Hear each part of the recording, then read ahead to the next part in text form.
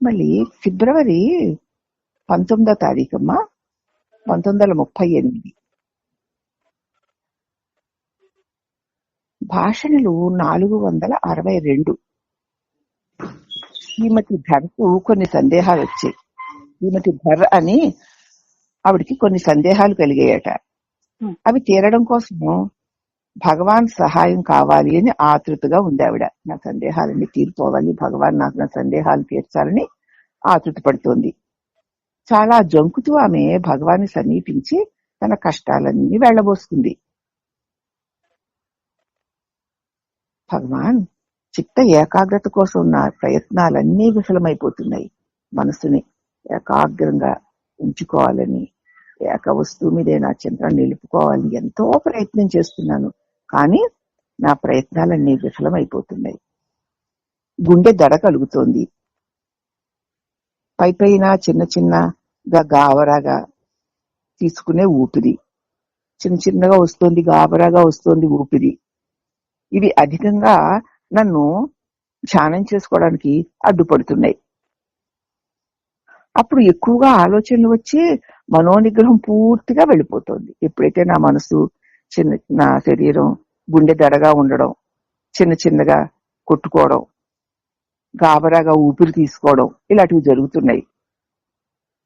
అవి అధికంగా నన్ను ధ్యానం నుంచి అడ్డుకున్నాయి. శరీరం యొక్క మార్పులు కూడా నన్ను ధ్యానంలో ఉండనివ్వకుండా అడ్డుకుంటున్నాయి. అప్పుడు ఎక్కువగా ఇంకా ఆలోచనలు వచ్చేసి మనోనిగ్రహం పూర్తిగా సడిలిపోతుంది. బాబు ఇలా ఉందేమిటి, చచ్చిపోతానే, ఏంటో ఏదో వచ్చేస్తాయి కదా, ఇది ఏమన్నా రోగమేమో, ఎక్కడికి వెళ్ళాలి, ఎవరితో చెప్పాలి, ఏ డాక్టర్ దగ్గర, ఇలా ఇలా ఏమన్నా అంటారేమో, అలా మనకైనా అలాగే వస్తాయి. ఆవిడకి అలా వచ్చి అధికంగా అని ఆవిడ అడిగింది. ఆరోగ్యం సరిగ్గా ఉంటే నా ప్రయత్నం కొంత ఫలించి ఏకాగ్రతతో పాటు శ్వాస మీద కూడా నియమం కలుగుతుంది కదా భగవాన్. ఆరోగ్యం సరిగ్గా లేకనేమో నా ప్రయత్నాలు నాకు సరిగ్గా ఫలించడం లేదు. ఆరోగ్యం బాగా ఉంటే ఏకాగ్రతతో పాటు శ్వాస మీద కొంచెం నియమం కూడా పెట్టుకోగలుగుతున్నాను. ఇప్పుడు నా శ్వాస నియమాల్లో లేదు. పోనీ ఆపుదామన్నా ఆపలేకపోతున్నాను, పెంచుదామన్నా పెంచలేకపోతున్నాను. నా ధ్యానం సంపూర్ణంగా ఫలించడానికి భగవాన్ సమీపం ఎంతో సాయపడుతుందని నేను చిరకాలంగా కోరుకుని ఎంతో ప్రయత్నించి ఇప్పుడు ఇక్కడికి రాగలిగాను. ఈ సమస్యలన్నీ తీరాలంటే, నేను చక్కగా ధ్యానం చేసుకోవాలంటే భగవాన్ సన్నిధే నాకు సహాయం చేస్తుందని ఎంతగానో ప్రయత్నం చేశాను. కాబట్టి ఎంతో కష్టపడి నేను మీ సామీప్యానికి వచ్చాను.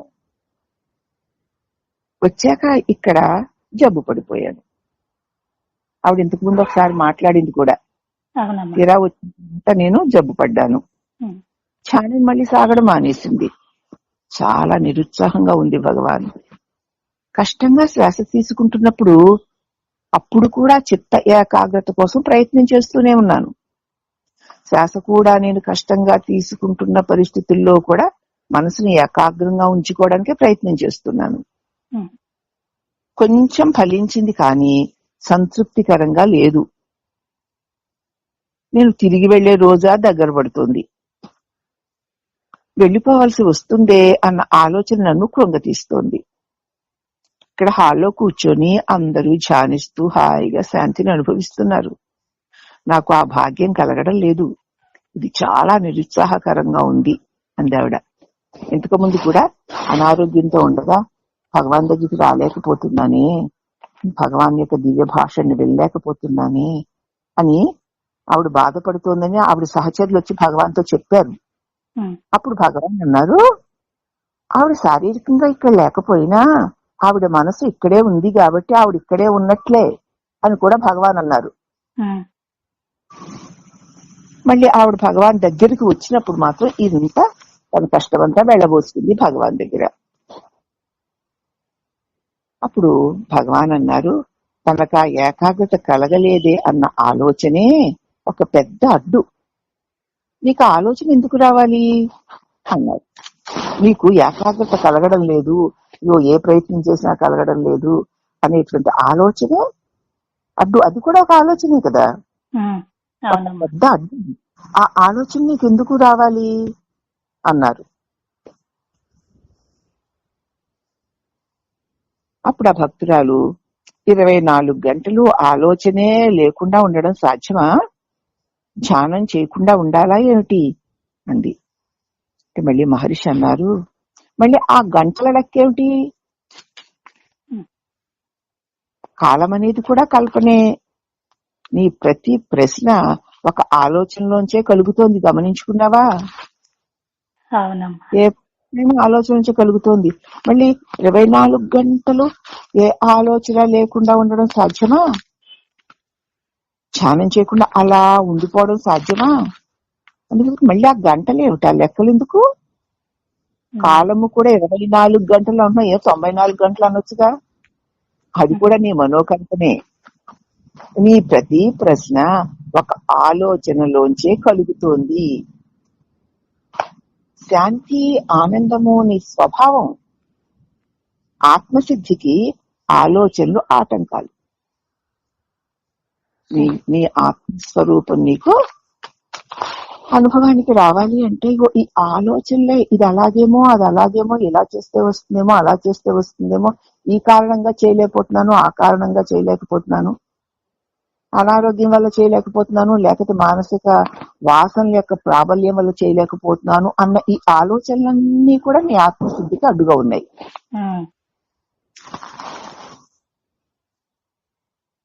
ధ్యానం కానీ చిత్త ఏకాగ్రత కానీ ఆటంకాల్ని తొలగించడానికి కానీ ఆత్మసిద్ధిని ఇచ్చేవి కావు.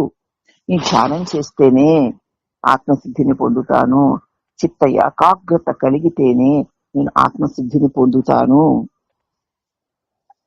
అంటే అవేమి ఆటంకాలను తొలగించడానికి గాని ఆత్మసిద్ధిని కలిగించడానికి గాని ఉపయోగపడవు. వాటి వల్ల నువ్వేదో ఆత్మసిద్ధిని పొందేస్తాను అనుకుంటున్నావేమో. ఎందుకంటే ఆత్మకి వేరుగా ఎవరున్నారమ్మా? అది ఎవ్వరూ లేరు. ఆత్మకి వేరుగా ఎవ్వరూ లేరు.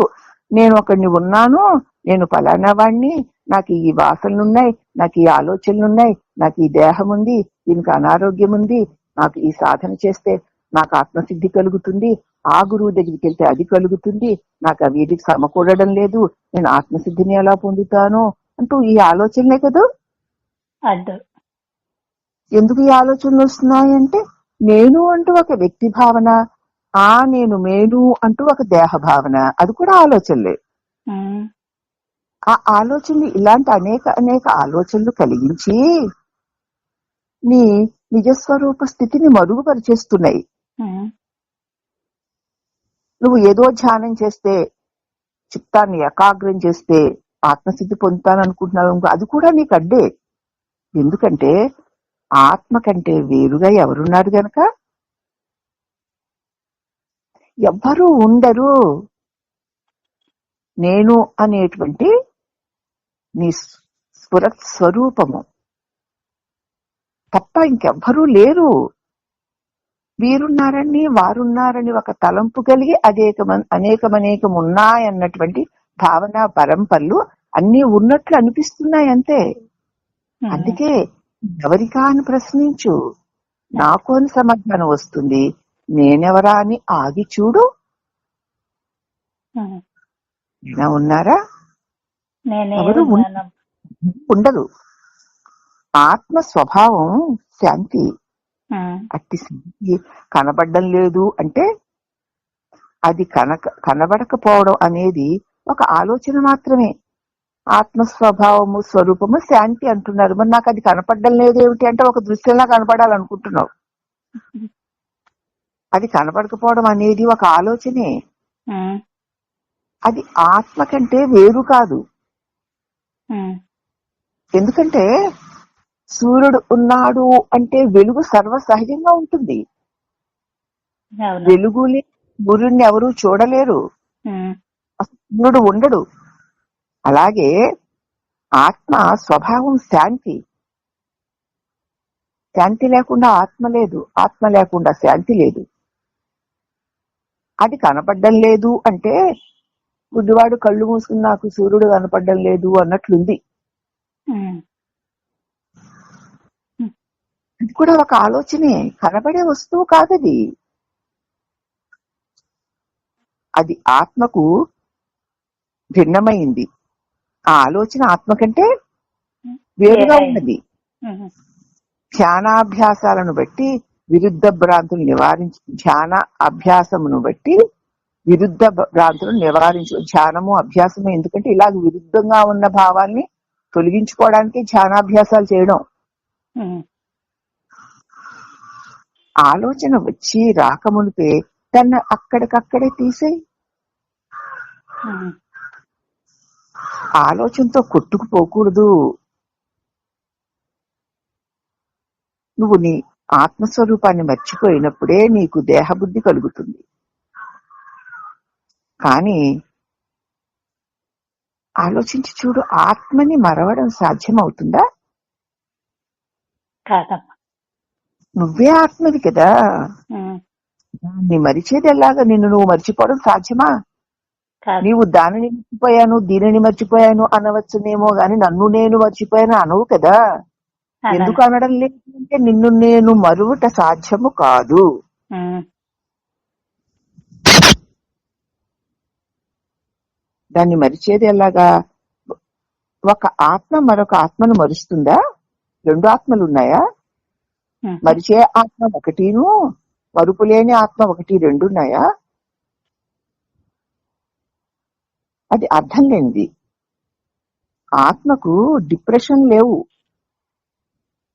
ఉహు. ఎందుకంటే అది అపూర్ణం కాదు. ఒకప్పుడుండి ఒకప్పుడు లేకపోవడం, కొంత ఉండి కొంత లేకపోవడం అన్నది కాదది. అది నిత్యానందం, సదానందం, శాశ్వతం, నీ స్వరూపం. దానికి విరుద్ధమైన భావనంతా నిస్సారము, నిలకడలేనిది. కాబట్టి ఆలోచనని త్రోసిపుచ్చు. అసలు ధ్యానం మాత్రం దేనికట? తానే ఆత్మ కదా, దేన్ని ధ్యానం చేస్తావు? స్వయం ప్రకాశమానమై ఉన్నావు. నీ ఉండడానికి ఎవరి మీద ఆధారపడకుండా ఉన్నావు. 3 అవస్థల్లో ఉన్నావు, 3 కాలాల్లో ఉన్నావు, 3 దేహాల్లో ఉన్నావు. ఏ దేహాలు పుట్టక ముందున్నావు, అవి రకరకాల దేహాలు వచ్చి వెళ్ళిపోతున్నప్పుడు ఉన్నావు, ఇప్పుడు ఉన్నావు, ఎప్పుడు ఉంటావు. అట్టి నిత్య శాశ్వత స్వరూపమైన ఆ దివ్యత్వము నీ ఆత్మయే, అది నువ్వే. కాబట్టి ఆత్మస్థితిలో ఉంటే సరి. చేయవలసింది ఆలోచనలు విముక్తుడు కావడమే. ఆలోచనలు వస్తూ ఉంటే వాటి వెంట పడకుండా వాటిని అక్కడికక్కడ తీసేయి. అవి పోతుంటే వాటితో వెళ్లకుండా వాటిని పట్టించుకోకుండా ఉంటే నువ్వు సదా ఉండువాడవన్న అనుభవం నీకు కలుగుతుంది. అంటే ఇంకా భగవాన్ చెప్తున్నారు, అనారోగ్యము నా ధ్యానాన్ని అడ్డుతోంది అని నీ ఆలోచన కదూ. ఈ నిరుత్సాహ కారణం ఏంటో చూడు. దానికి మూల కారణం ఆత్మను దేహంతో తాదాత్మ్యం చెందించావు. నేను దేహాన్ని అనుకున్నావు కాబట్టి దేహం యొక్క అనారోగ్యం నిన్ను బాధిస్తోంది.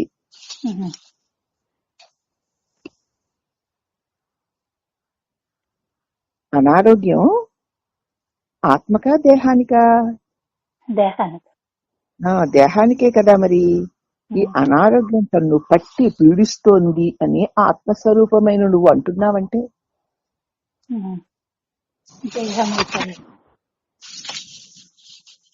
దేహం ఏమన్నా అలా అని చెప్తోందా నీతో?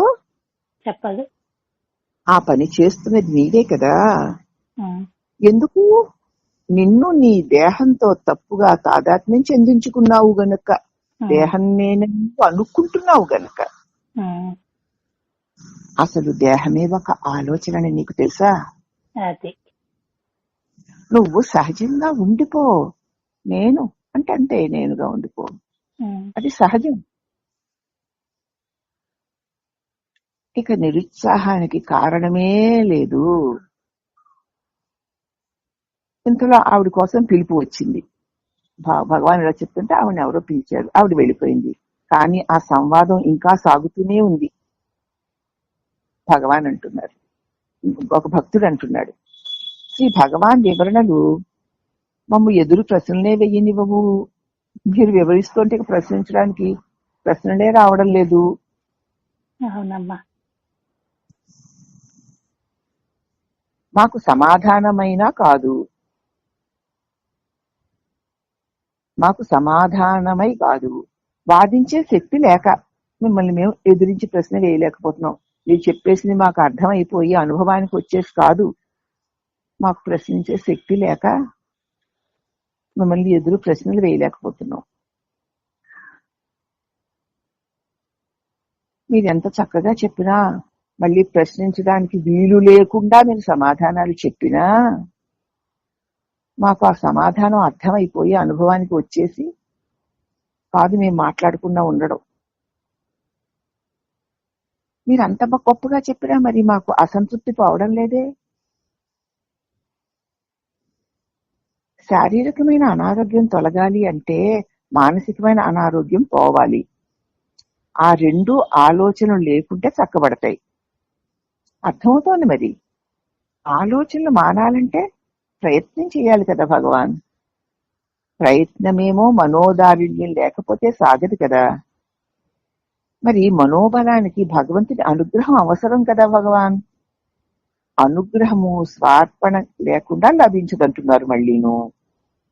ఇలాగే ఈ ప్రశ్నలన్నీ తిరిగి తిరిగి తిరిగి తెలుసో తెలియకో మళ్ళీ భగవాన్ అనుగ్రహాన్ని అర్థించడంగా మారిపోతున్నాయి. తెలిసినట్లుంటున్నాయి, ప్రశ్నించి చూస్తే ఒకదాని మీద ఒకటి ఆధారపడి ఉంటున్నాయి. అది మా వల్ల కాదనిపిస్తోంది. తిరిగి తిరిగి ఎన్ని ప్రశ్నలు వేసినా మళ్ళీ భగవాన్ మీ అనుగ్రహం లేకపోతే మాకు ఈ ప్రతిబంధకాలేవి వదలవు అని మీ అనుగ్రహాన్ని అర్థించడానికి మారిపోతున్నాయి అన్నారు ఆయన. కన్ఫ్యూజింగ్ ఇలా ఉంది మాకు. మీరు చెప్తుంటే ఆ వార్త ఎందుకు కూర్చుంటున్నాము, ఇక మాకు తిరిగి ప్రశ్న వేయడానికి అవకాశం లేక, అది మాకు అర్థమైపోయి అనుభవానికి వచ్చేసి కాదు, పైగా వాదించే శక్తి కూడా లేక. మరి ఎంత గొప్పగా చెప్తుంటే మౌనంగా మీ భాషల్ని వింటూ ఉన్నా మాకు తృప్తి ఎందుకు తీరడం లేదు? కొన్ని ప్రశ్నలు ఉండిపోయాయి. ఇంకా శారీరకమైన అనారోగ్యం తొలగాలంటే మానసికమైన ఆరోగ్యం ఉండాలంటున్నారు. ఆ రెండు ఆలోచనలు లేకపోతే చక్కబడతాయి అంటున్నారు. ఆలోచన లేకుండా ఉండాలంటే ప్రయత్నం చెయ్యాలంటున్నారు. ప్రయత్నం మరో దారిద్ర్యం లేకపోతే సాగదు. మరి మనోబలానికేమో భగవద్ అనుగ్రహం కావాలయే, అనుగ్రహమేమో అర్పణ లేకపోతే లభించదంటున్నారు. అబ్బా, ఇలాగా ఈ ప్రశ్నలన్నీ తిరిగి తిరిగి తెలుసో తెలియకో భగవాన్ అనుగ్రహం వైపుకే మళ్ళీ ప్రార్థించడానికి తయారైపోతున్నాం మేము. ఎంత ఆవేదన చూసావా? అవునమ్మా అనడం లేదు మరి. అప్పుడు మహర్షి చిరునవ్వు నవ్వుతూ అవునవును అన్నారు. తప్పకుండా ఉంటుంది సాధకుడికి. అంత కన్ఫ్యూజింగ్ లేకపోతే అంతే కదా ఇంతే కదా అయిపోయి ఇంక మళ్ళీ మన ఆట మనం ఆడేసుకోవడమే. ఆ పిచ్చితనం చూస్తేనే మరి నవ్వాలో తెలియదు, చిరాకు పడాలో తెలియదు. అప్పుడు మళ్ళీ ఆ భక్తుడు అంటున్నాడు, భగవాన్ చిరునవ్వు నవ్వుతూ అవునవును అన్నాడు. అప్పుడు ఆ భక్తుడు శరణాగతిని భక్తి అన్నారు భగవాన్, కానీ ఆత్మవిచారం వైపుకు మొగ్గుతారు అని అందరికీ తెలుసు. శరణాగతినే భక్తి అన్నారు, కానీ భగవాన్ల వారు ఆత్మవిచారణ వైపుకి ఎక్కువ మొగ్గు చూపిస్తారని అందరికీ తెలుసు. అంచేత వినే మా స్థితి సందిగ్ధంగా ఉంది. ఇంటికి నేను శరణాగతి చెయ్యాలా విచారణ చెయ్యాలా అన్న దానిలో మేము సందిగ్ధంగా ఉన్నాం అంది ఆ భక్తురాలు. మహర్షి అన్నారు, శరణాగతి కనుక పూర్ణంగా తెలిసి చేస్తే చక్కగా పనిచేస్తుంది. మీరు పైన చేసే శరణాగతులు కావు. మరి శరణాగతి పూర్ణంగా తెలిసి చేస్తే చక్కగా పనిచేస్తుంది. కాకుంటే అట్టి జ్ఞానం నీకు విచారణ వల్లే కలుగుతుంది. విచారణ వల్లనే పూర్ణ శరణాగతి చెందగలుగుతావు. విచారణ యొక్క పర్యవసానం శరణాగతే. కాబట్టి ముందు తెలుసో తెలియకో పాక్షికమైన శరణాగతి చెందు, తర్వాత ఆ శరణాగతిలో విచారణ వల్ల ఓహో నా శరణాగతిలో నా అర్పణలో స్వచ్ఛత లేదు అని నీకు తెలుస్తుంది. విచారణ చేస్తే ఆ స్వచ్ఛత కోసం నువ్వు మళ్ళీ మళ్ళీ ప్రయత్నిస్తావు. ఆ ప్రయత్నం మళ్ళీ విచారణ చేస్తుంటే నేను కాదు కదా, నాది కాదు కదా, అంతా ఈశ్వరుడిదే కదా, ఉన్నది ఆయనే కదా, ఆయనదే కదా, నేను నాది అనుకోవడం ఎంత మోసమో ఎంత మోహమో కదా, నేను కాదు భగవాన్, నీదే నీదే నీదేనని విచారణ నీ శరణాగతిలోని లోపాన్ని నీకు తెలియజేస్తుంది. అప్పుడు నీ శరణాగతిలోని లోపాన్ని గుర్తించిన నువ్వు, విచారణ వల్ల గుర్తించిన నీవు నిజమైన శరణాగతిలోనికి వెళ్ళగలుగుతావు. అర్థమైందా? విచారణకి శరణాగతికి విచారణ చక్కగా ఎంత సహకరిస్తాయో తెలుసుకో. అది ఇది వేరు అని చూడకు. మీరేమో విచారణ వైపుకి మొగ్గు చూపిస్తారు భగవాన్, శరణాగతి కూడా భక్తి అని అంటారు, కానీ మేము ఏం చేయాలో, శరణాగతి చేయాలో విచారణ చేయాలో తెలియడం లేదండి అని అన్నప్పుడు, శరణాగతి అంటే ఎలా చేయాలి? ముందు పాక్షికంగానే చెయ్యి. ఇదే భగవాన్, ఇదే దేవుడా ఈ అంటూ ఉండు. చేయగా విచారణ కూడా దానికి తోడు. ఏమిటి నేను అన్నది నిజమేనా? నిజంగా నేను దేవుడికి శరణాగతి పొందానా? మనస్ఫూర్తిగా దేవుడికి పూజ చేశానా? మనస్ఫూర్తిగా మంత్రజపం చేశానా? నేను పూజ చేస్తున్నప్పుడు, మంత్రజపం చేస్తున్నప్పుడు, ధ్యానం చేస్తున్నప్పుడు, శరణాగతి చెందినప్పుడు, ఆయన నామ పారాయణ చేస్తున్నప్పుడు మనస్సును ఆయనకి అర్పించేసే చేశానా? ఊరికే వాకుతో చేసేస్తున్నానా, చేతులతో చేసేస్తున్నానా, మనసు ఎక్కడో తిరుగుతోందా అని చూసుకోవడమే విచారణ. అదే తెలిసి చేయడం అంటే. అప్పుడు తెలుస్తాయి నీ చేతల్లో నీ లోపాలు, నీకు ఈ విచారణ వల్ల తెలుస్తాయి. విచారణ వల్ల నీ చేతల్లో లోపాలు తెలిసి నువ్వు ఆ లోపాలు లేకుండా నిన్ను నువ్వు సరిదిద్దుకోవడానికి, పూర్ణ శరణాగతి పొందడానికి మరి ఈ విచారణ సహకరిస్తుంది కదా. అందుకే శ్రద్ధగా చెయ్యాలి అని, శరణాగతి తెలిసి చెయ్యాలి అని. తెలిసి చేయడానికి విచారణ చేస్తే తెలుస్తుంది నీ చేస్తున్న చేతల్లో ఉన్న లోపాలు. అలా చేసినప్పుడు శరణాగతి, పూర్ణ శరణాగతి కావాలంటే విచారణ తోడవ్వాలి. శరణాగతిలో విచారణ తోడైనప్పుడు ఇక ఏం జరుగుతుంది? ఎవడే చేసేవాడు అన్న ప్రశ్న దగ్గరికి వెళుతుంది. చేయించేది ఈశ్వరుడైతే ఈ చేసే నేనెవరా అన్న దగ్గరికి తీసుకెళ్తుంది. నేనెవరా అని ప్రశ్నించి నిలిస్తే నేను కాదు ఈశ్వరుడే అన్న శరణాగతిలో ఈ నేను కూడా మాయమైపోతుంది. కాబట్టి విచారణ, శరణాగతి ఒకటికొకటి ఆశ్రయాలై ఉన్నాయి. ఏ ఒక్కదానినో చేస్తే అది పరిపూర్ణం కాదు అని అతి స్పష్టంగా చెప్పారు. ఇంతకంటే సాధకులకి భగవాన్ అందించగలిగింది ఇంకోటి ఏదీ లేదు, అందుకోగలిగిన అర్హత ఉంటే. కాబట్టి మళ్ళీ ఆ భక్తురాలు అడుగుతుంది, వ్యక్తిత్వాన్ని అధిగమించిన తర్వాత పరమాత్మ స్ఫురణ కలుగుతుంది, అదే జ్ఞానము. ఆ తర్వాత ఇంకా శరణాగతి ఎందుకు? నేను అన్న వ్యక్తి భావాన్ని వదిలేస్తే ఉన్నది పరమాత్మ ఆ స్వరస్వరూపం యొక్క అనుభవం కలుగుతుంది. అదే కదా జ్ఞానము. ఇంకా తర్వాత శరణాగతి ఎందుకు మరి అంది. అంటే భగవాన్ అన్నారు, నిజమే, జ్ఞానానికి శరణాగతికి భేదము లేదు అని తెలుస్తుంది అని చిరునవ్వు నవ్వారు. ఇప్పుడు తెలిసిందా మరి? శరణాగతి అంటే భక్తి, భగవాన్ ఏమో విచారణ చేయమంటారు, నేను ఏం చేయాలో కన్ఫ్యూజ్ అయిపోతున్నాము. రెండిటికి భేదం లేదు అని తెలుసుకుని పూర్ణ శరణాగతికి విచారణ అత్యంతంగా నీకు సహకరిస్తుంది. విచారణ లేని శరణాగతి పూర్ణ శరణాగతి కాదు, శరణాగతి లేని విచారణ కూడా వాసన లేని పువ్వులు, వాసన లేని పువ్వు లాంటిదే అంటూ భగవాన్ చిరుమందహాసం చేశారు. మళ్ళీ ఆ భక్తురాలు, మరి అడిగేవాని మనసు సమాధానం కుదిరేది ఎలాగ భగవాన్? మిగిలిందల్లా సాధు సాంగత్యము లేదా భక్తి, అవునా?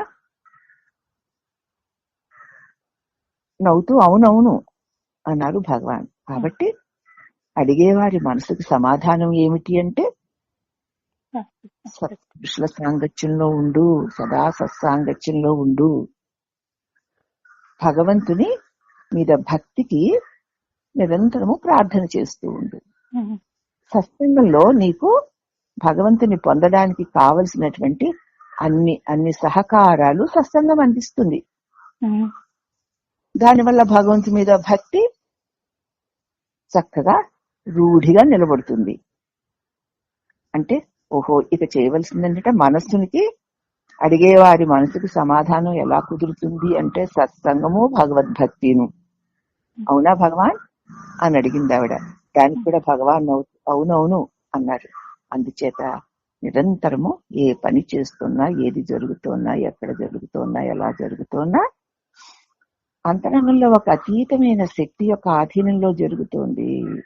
జరగడం లేదు అనడం లేదు కదా, ఉమ్, జరుగుతోంది.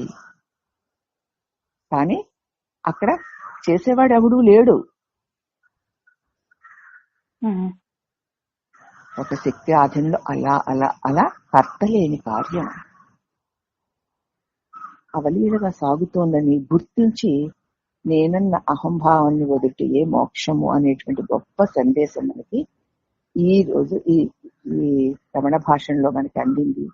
కాబట్టి దీన్ని మళ్ళీ మళ్ళీ వింటూ మళ్ళీ మననం చేసుకుంటూ మనం మన స్వస్థితిలో సుస్థితులమై ఉందాము. అలాగ ఉంచేటువంటి భగవాన్ అనుగ్రహం మనకి భాషణ రూపంలో అందింది కాబట్టి ఓం శ్రీ సద్గురు పరబ్రహ్మణే నమః. హరి ఓం.